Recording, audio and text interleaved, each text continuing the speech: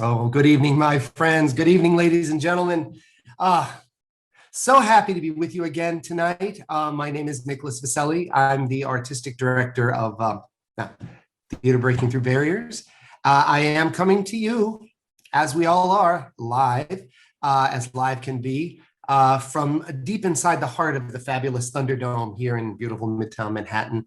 And I want to welcome all of you oh my goodness, is this night four? Night four of our fifth Virtual Playmakers Intensive, or VPI 5 time capsule.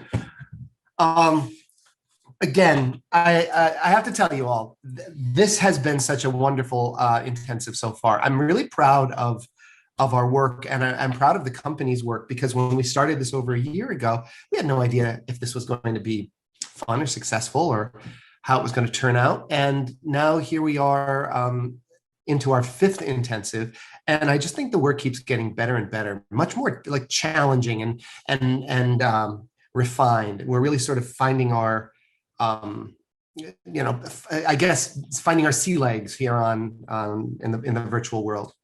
So I hope you've been watching, and I hope you've enjoyed what you've seen so far. But if you haven't, or if you have, doesn't make a difference. You're in for a real treat tonight. How many people like to hear a good ghost story? How about something that has more of like sort of a noirish quality to it, something fun and interesting? Well, if that's what you like, that's what we have tonight. We have a really wonderful play. It was written by one of my favorite people in the world, such an incredible artist, the brilliant Pamela Sabaugh, who you happened to see acting last night if you were watching. And the play is called Spooky Action at a Distance. And it was directed by, again, another one of my favorite people, Richard Rose. And we have this rock solid, incredible cast. We have Sean Phillips, Nick Walther, and Jack Sims. So without any further ado, ladies and gentlemen, I would like to turn the proceedings over to tonight's mystery voice, the brilliant and amazing Richard M. Rose. Richard, take it away. Thanks, Nick. I'm Richard M. Rose, and I will be providing the audio description for this evening's production. Let me remind you all that during our Virtual Playmakers Intensive, our stage is your computer screen. Currently, the stage is dark. When the play begins, each character will appear in their separate box on your screen.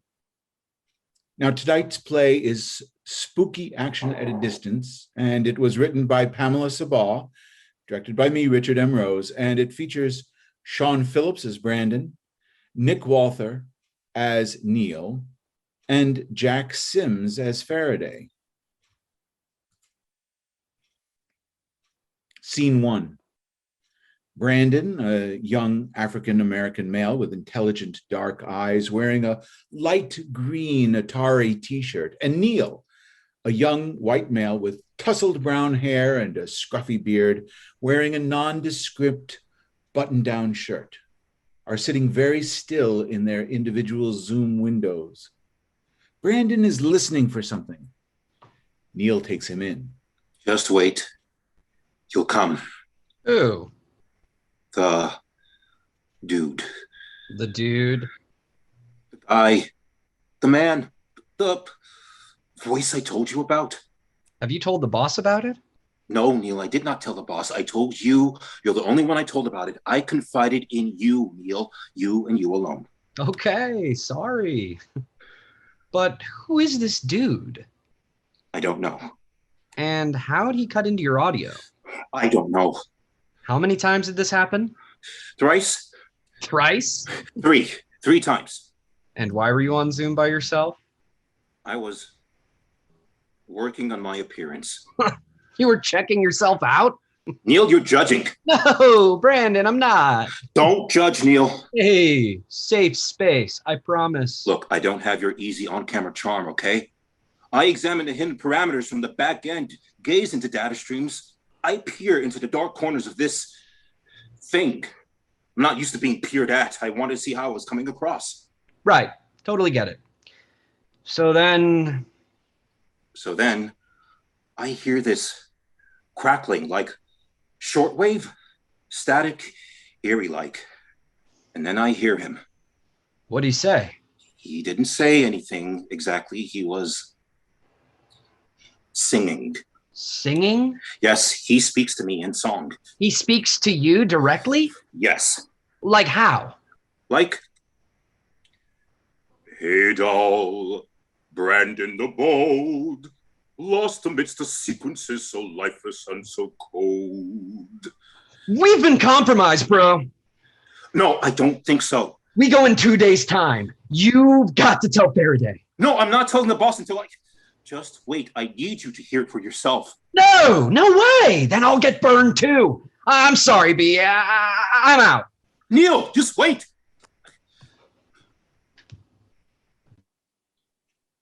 Scene 2.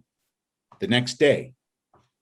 Faraday, an older white male with a nearly hairless pate, bushy brows atop piercing, if a bit weary-looking eyes, and a white beard outlining a square jaw, appears in his Zoom window. He is immaculately dressed in a dark suit and tie. He sits perfectly still. Hello, Neil. Hey, boss. Hello, Brandon. Boss, Gentlemen, tell me, do you see me? Yeah, we see you, boss. No, I mean, do you see me? You mean like, is your video on? No, Neil, I do not mean is my video on. My skills may not be on a par with Brandon's here, or even yours for that matter, but nor am I so old and witless that after over a year of video conferencing with government officials and foreign dignitaries, I wouldn't understand the basic operating fundamentals of Zoom. I think he means see like feel. Or maybe it's see like here. Yeah, exactly here, like feel. Gentlemen. We do. We see you, boss. A moment. Very well. Neil, report. Okay, well, backstops are locked in. The pantry is fully stocked. There's just one... And the asset? Yes, in place, but... And you? You seen the cobbler? You're ready? Boss, I'm trying to tell you... Neil, come close. Come on, lean in. That's it. Now, look me in the eye. That's it. Boss, I... Neil, I smell fear. No, we... I smell it, Neil. Boss, we are concerned about infiltration. No, boss, we are not. Neil, do you doubt my security measures? No, boss, it's Brandon. You doubt Brandon? No, but it's... Brandon, tell him what happened to you. Boss. Eyes. Boss, there was an anomaly in a meeting I hosted. Remember Zoom bombing? That was a lifetime ago. That's not what this is. And it happened 3 times. And it could happen again right now. They know his name, and they could be listening to us right now through him. Neil, that's not what this is. And I'm the one in the field. I'm the first among us who'll be going back out there, back out into the streets full of would-be snipers and false prophets. And if we get blown, I'm the first one who's going down. It's true. You're the first one to leave the nest. But that's not where you are right now. Right now, I need you to be here with us in this moment, in this now. I am. No, you're not. You're remembering yesterday and freaking out about tomorrow. You are not present here today. Are your boots on? Yes. Now, feel them connected to the ground. Come close. Breathe. What's happening around you? Can you smell what your neighbors are cooking for dinner and cars rumbling down the street? Can you hear me? Can you feel what I am thinking? I need you here with us while also being there with you. This is the space only we can create together. The air you breathe and the air I breathe, it's not the same, but I need you in this together space. Feel my air. That's not possible. Think outside the box, Neil. Why are you so focused on me when Brandon's the one with the hey nani nani possible spook in his machine? I'm not. I'm telling you, it may be a little spooky, and Neil, you are definitely spooked, but it's not a spook or a rat. I've not been burned. This is no way a hack. How can you possibly be so sure? Instinct. You can't trust your instincts online. That is where you're wrong, Neil. So, what then do you propose and presume it to be, Brandon, this anomaly of yours? It may be a sort of guide. What the? Neil, a moment? Brandon, explain. I can't. Not yet. But he doesn't exactly... He? It doesn't exactly vanish without a trace. Each time I detected hidden variables like breadcrumbs. And when I enumerated the permutations, followed the breadcrumbs, I actually found... Holy Christ. You're muted? He's freaking muted. Neil, get a grip. Brandon, we can't hear you. You are muted. Can you hear me? It looks like he's typing something. Boss, we're... Chat. What? It's not enabled. Chat. It's been disabled, boss. We don't use it for these meetings. He's got his mobile. He's texting. Check your phone. Boss. Check it, your phone now.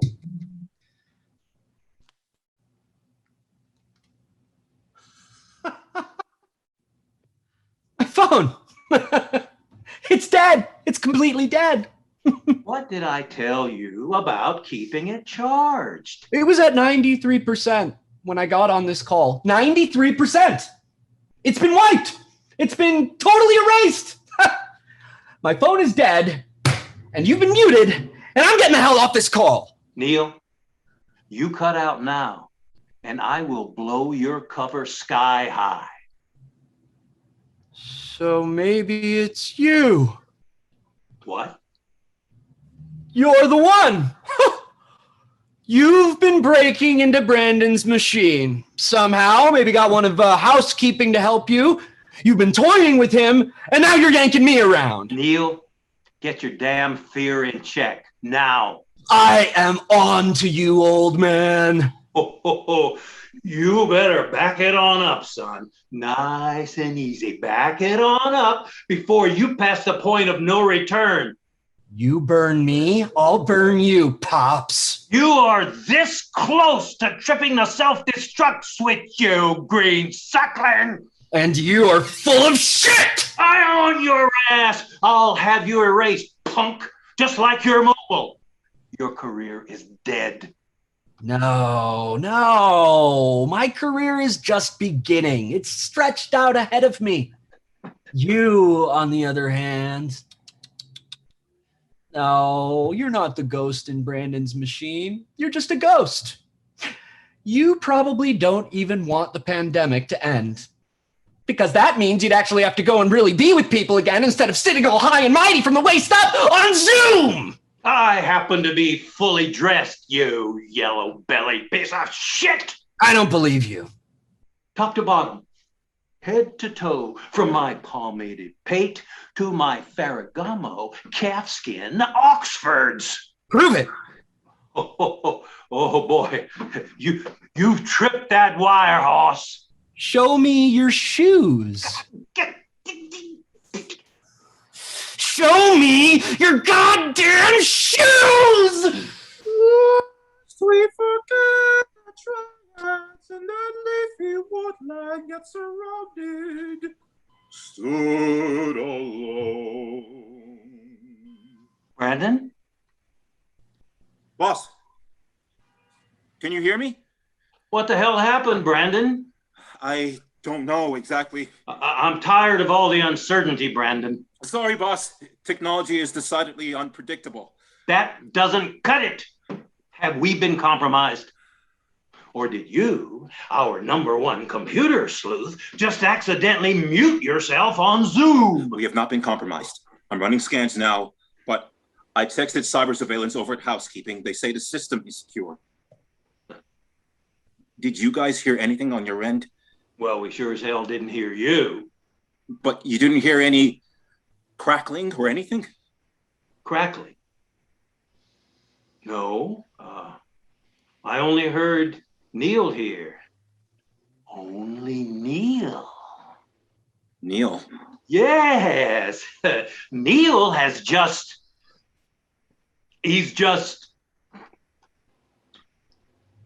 Neil's mobile has been erased. Oh, yes, I know.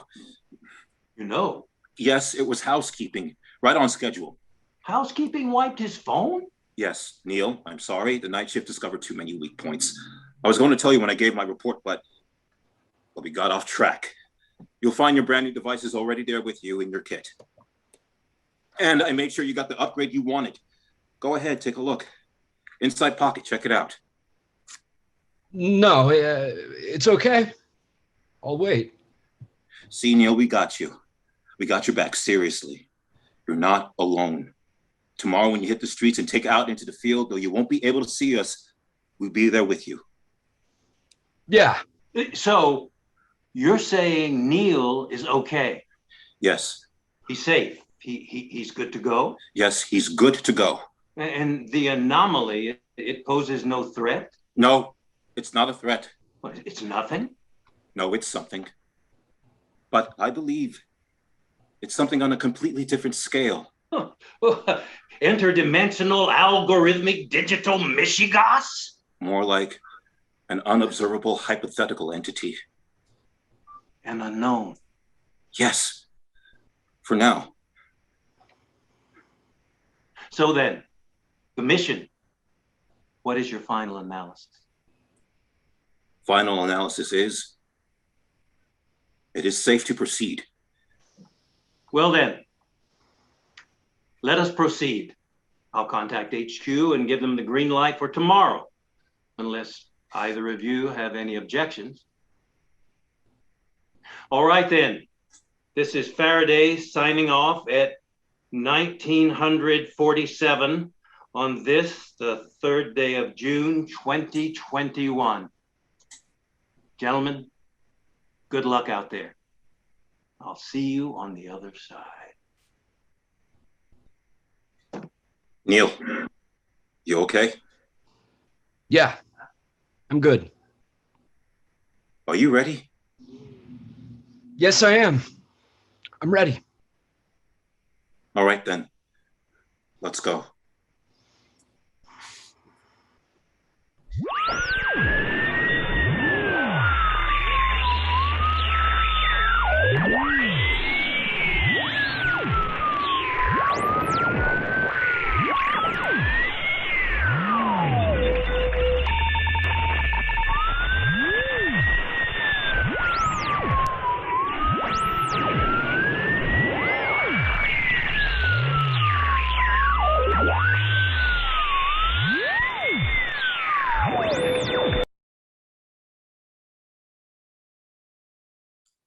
End of play.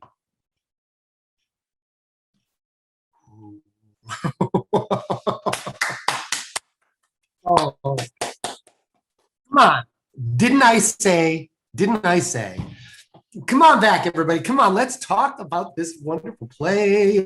Hey, Nick Walther, Jack Sims. Oh, Faraday, you crazy man. Pamela Sabaugh.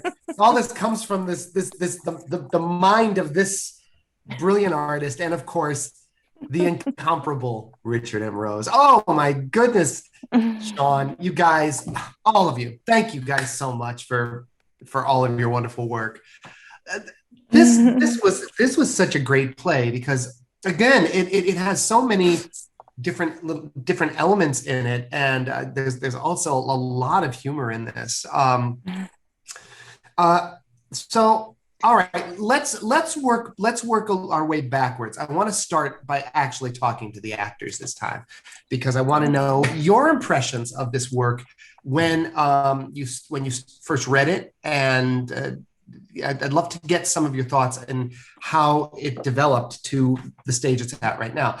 To remind everyone out there, all of this work is work in progress. This the great thing about this intensive is it's all new material that's being created and it's being developed. So I love the fact that we're able to bring it to you at this point, this stage, because who knows, what's going to happen afterwards. But let me start with Nick. Nick, tell me what you first thought when you read this play. What were your impressions? Well, I definitely thought it was funny that, I definitely, a lot of times when I'm reading a script, one of the things I'll look for right away is the potential for comedy, because that's kind of where I'm naturally inclined as a performer. So I found the comedy pretty quickly, like, a workplace comedy in the age of Zoom, but with the added layer of, that it's a spy thriller.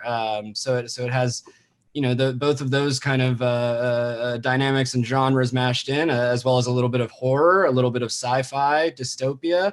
So yeah, there's a lot of fun, some fun genre mashups going on.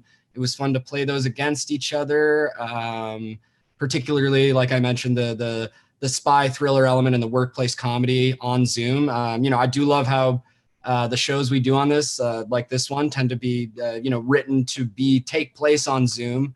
So it really incorporates that. It makes the world a lot more believable. It makes the world building easier, I think. So yeah, those were some of the thoughts I had. That and just overall that it was a really great, fun script with a lot of juice to squeeze. Have you, now wait a second, forgive me, I can't really remember.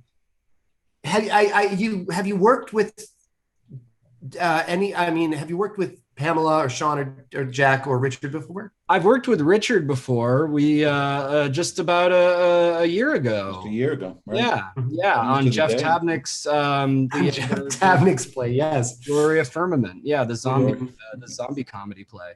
So that was another sort of genre mashup, the horror comedy thing. So I love working in that realm. It's the genre mashup realm. It's a lot of fun.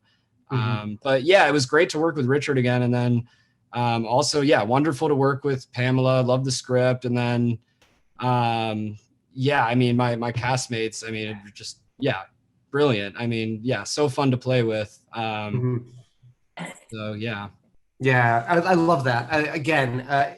It's such a fun thing, because a lot of times when we do this, you don't know what you're going to get.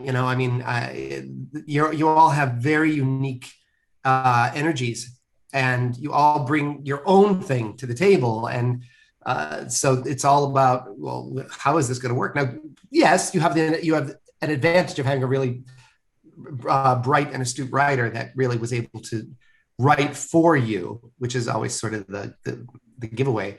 But that's part of the process of this intensive as well. How about you, Sean? Come on. We had this. I will say to you, Pamela, Richard, Jack, and Nick have all done this intensive for a couple of years now when we were doing it live, and you were you're the only one so far that has not done one of our live intensives. Hopefully that will change this year. Tell me about this experience.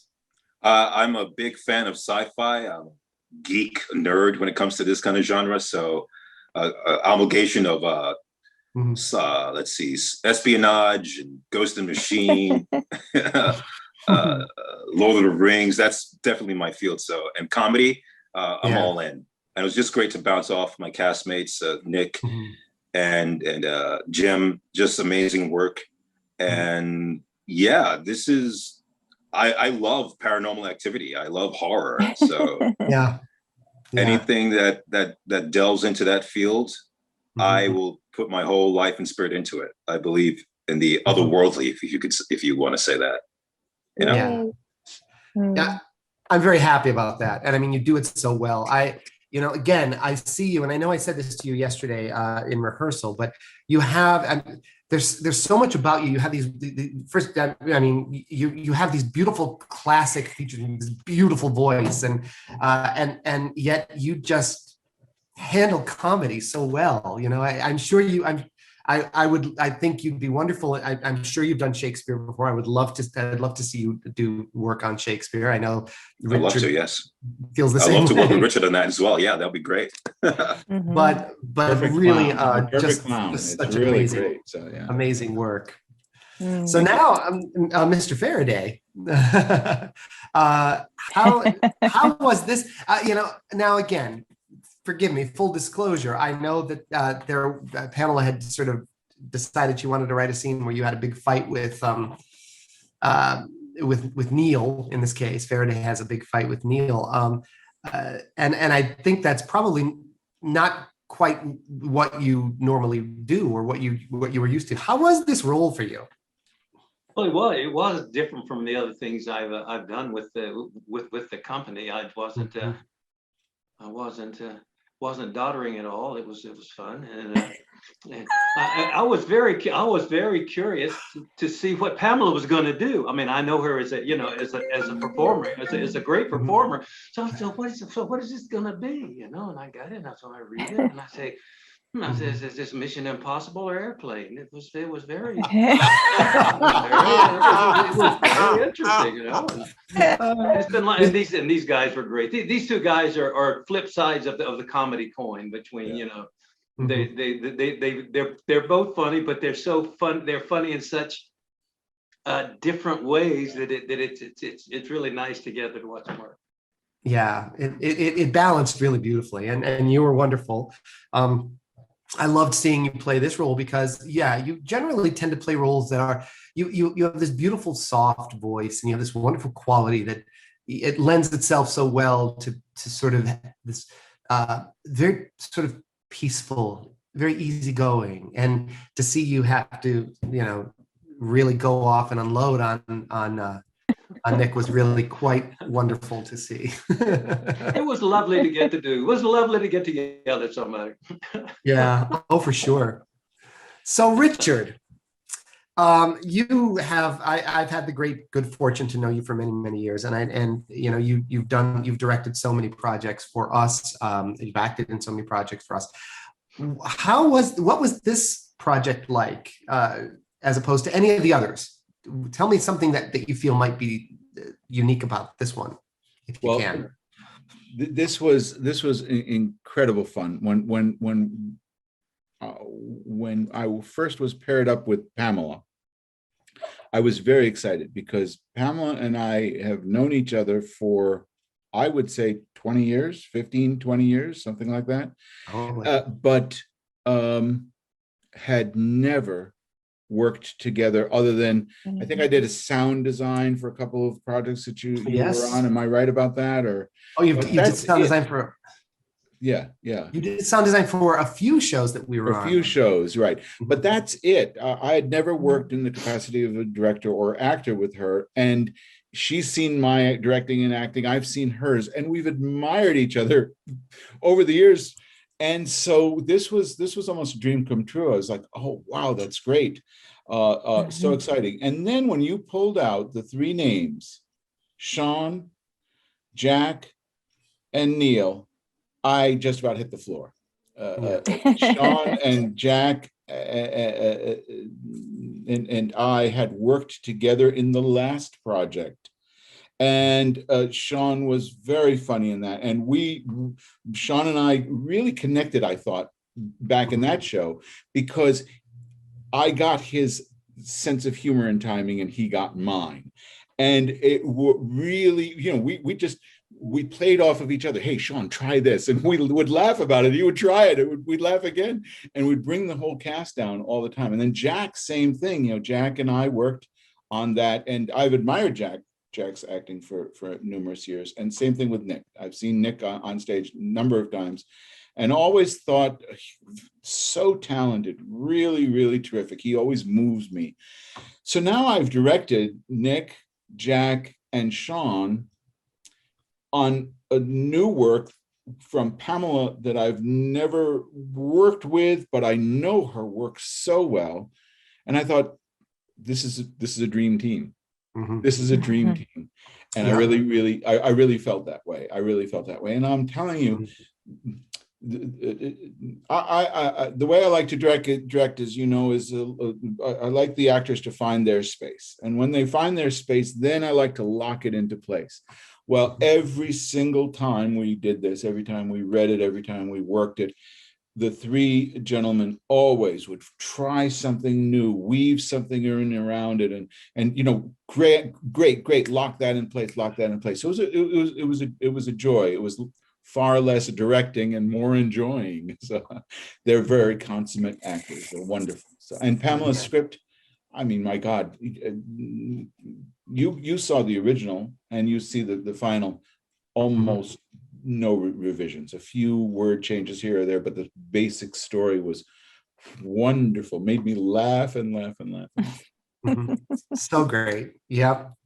I know it. It's again, I'm always amazed whenever we do the pairings, because when we put everybody together, it's all random. At least these last couple of times it's been random. And I just know that like the pairings couldn't be better if I sat down and deliberately said, all right, let's match this one to that one. It just works out so beautifully. I think part of it too is just the spirit that everyone comes to with this project, and it just works so wonderfully. So thank you for that. But I want to talk to you now, Pamela, because this is the first short play that you've written for one of these things, and I want to know what it was like for you to do this. Also, starting from the writers' workshop, which is something we just started again, and we'll continue moving forward. But tell me about like what I know you loved. I know you love ghost stories. That's sort of one of your things. But I want to know how. Tell me how you came to write this. Well, very much from the first. When we were selected, I thought, I did think like, wow, this is a dream team. I watched, I had known Nick's work and really loved it. I, of course, loved Jack. I'd worked with him. And then I watched the pieces that Sean did, that I saw Goblins, and I knew, like Richard said, kind of had a sense of his sensibilities. And so I just let that simmer. I mean, it was frightening because this is the first time I've written for this, but it helped to know that I had the writer's workshop. So I started to just let things simmer, and the challenge of writing for these exceptional actors, I knew I had to give them something. I wanted to give them something they could really chew on and have fun with in the moment, like how to give them something that that the action would be contained in the play, that they could work off of one another and get it going there, and it didn't depend so much on outside circumstances. And the challenge of also, and a fun challenge of writing for Zoom. So Zoom and the like, what is this platform? What is this space? What is the fundamental strangeness, and how can you be present on Zoom? And what does happen to your senses when you're on this platform? And what an instinct and all of that stuff started to brew. And I had like these two threads, which was the ghost in the machine kind of idea, which again, like ghost stories are about space, right? They're about the haunted house or the cemetery or the forest. Or supernatural, certainly. Right. And so, but in this case, it was like their place to be haunted is the digital landscape. And so then and then also the idea of the action happening right here in this place. And I started thinking about Jack, and I'm like, I want to see him play the badass. I want to see him play like the authority figure who's going to put the screws to his subordinate, and maybe therein can lie the action. And I couldn't. So action on Zoom literally is acting at a distance. The action is at a distance. You're working with one another, which then tripped off all my nerd things just started pinging, because I've always been fascinated by quantum mechanics and the idea of entanglement and action at a distance, and that objects could that are separated by sometimes great distances could affect one another seemingly without anything connecting the two, and that Einstein derisively called it spooky action at a distance. And then that just like kind of got the whole ball rolling, because and then I thought, well, maybe what would they be that would have the stakes high enough, like, because Nick, you're absolutely right. It definitely Nick W. that it had that workplace element. I wanted that workplace element, but I knew the workplace had to be like high stakes to get them going. And when I came upon the spy idea, another one of my like nerdy things that I like, then I was looking up spy terms, and one of the spy terms is that the CIA calls a spy a spook. And then I was like, oh, okay. And then there's in quantum, there's the uncertainty principle, and where we are in time right now is everything is uncertain, and the pandemic is, we're leaving, having to go out, and so all of these things came together, and luckily I had like this massive talent that I was working with. I had the writer's workshop to somehow work on weaving those threads together and then finally the ghost, which has like Tolkien. So I had it all. I had all of my things, and these guys just took it and ran with it, and I was so just thrilled. Yeah. And when we had our meeting, sorry to, no, it's but okay. I had a sense of what they were capable of, and as someone said, it's so different. They're so funny, but it's like they each have their distinct thing. And then when we met, I had already started, this stuff was already brewing, and then when we met and started talking, I was like, ding ding ding ding ding ding ding ding ding ding, because everything Tolkien, sci-fi, we talked about more police procedurals, but I thought spy, that'll work into that thing too. So it's very interesting too, because I went down, I traveled down south. Pamela had written the play, and I was on a project down south. And on the way back home, I stopped at the International Spy Museum in Washington, D.C. That was the day before we had our first read through. So I'd already read the play, but I love spy stories and I love spy stuff. So it was kind of spooky in a way that we were on the same wavelength, so.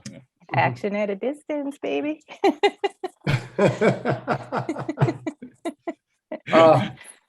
I love it. I think I just love how it all connects and comes together. And thank you for explaining all of it, because I think, that's what makes the work so fascinating, to see what was in your mind at the time that this was all being worked out is just so fascinating. And then to get to see the product again.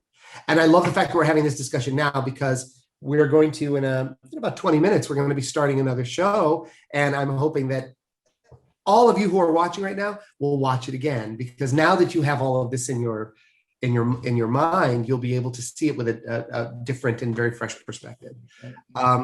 Wow. I don't really know what else to say other than I'm just so grateful to all of you for all of the amazing work I love this. I love this play. You know, I'm interested now. Now that we're going to be moving sort of back into doing work live again, we'll continue our forays into the virtual world. This is now going to become a big part of what we do moving forward. But I'm also interested in taking some of these plays that we've done here and seeing if we can migrate them and move them to the stage. And I know that we can. And it would be fun to see how this play might translate, as a hybrid using sort of perhaps a virtual screen as well as having something live. I don't know if that would even be a possibility, but this is one of those plays that I think that would be fun to play around with that a bit. Absolutely. Absolutely. Yeah. And you guys are really just all amazing, just so solid. So listen, I want to give you guys a break before we continue, because we do tend to talk a lot, and we can extend this a little longer into the next talk back. So I'm going to just say thank you for all of your wonderful work, and I just am so you are all so amazing, and you make this work so fulfilling for not only our audiences, but for me personally. And you elevate this company. But you know, the company can only be as good as the art that it creates and the artists who create it. And so I just feel so fortunate that we're all able to work together as we are. So thank you. Thank you for everything. Thank you, Nick. Really, without you, where would we be? You know. No, well, you're here, so that's all that matters. I just love, you know, I'm paying no attention to me. Just keep doing what you're doing. And I want to thank all of you for watching. Thank you so much for tuning in, for being a part of our work here. I hope that you'll continue watching. As I said, we have another show starting in 15 minutes, and it will be live. So live theater, even though it is on a virtual screen, you're not going to see anything pre-taped or so if you tune in at 8:30, you'll see a whole new show. So thank you for being with us. If you liked what you saw, please tell your family, tell your friends, have everybody log on. We really would like to have a party every night at 7:30 and again at 8:30. So make sure you let everyone know. If you really like what we're doing, then friend us on Facebook and subscribe to our YouTube channel. You can see a lot of our other past work. And if you really, really like us, go to our website, tvtv.org. You can check out all of our history, who we are, what we do. You can see some of our other work that's been archived, as well as some of our production photos and videos from past live shows. And if you would love to be a part of the work in a certain way, you want to support us, you can click the donate button at the top of the homepage on our website. And your support is a partnership. It becomes a bond, a covenant. So you now become a partner in what we do and helping us grow. So again, I just want to thank, oh my goodness, I want to thank Pamela and Richard and Nick and Sean and Jack for such a wonderful evening. Tomorrow, oh my goodness, we have another great play. This one from the fantastical brain of Chris Chan Roberson. The play is called What Genre Is This Rabbit? It was directed by, oh my goodness, another brilliant director who actually happens to be Pamela's husband, Fred Backus. And we have another all-star cast, folks. Come on. Aya Ibaraki, Patrick J. O'Hare, Davine Stern, and Estrella Tamez. So I hope you will tune in tomorrow night, 7:30 here, 8:30 on Facebook. Ladies and gentlemen, it is always a pleasure. Thank you so much for being a part of our fifth intensive. We'll see you in maybe 15 minutes on Facebook, and certainly tomorrow as well. Have a great night, all. Bye-bye.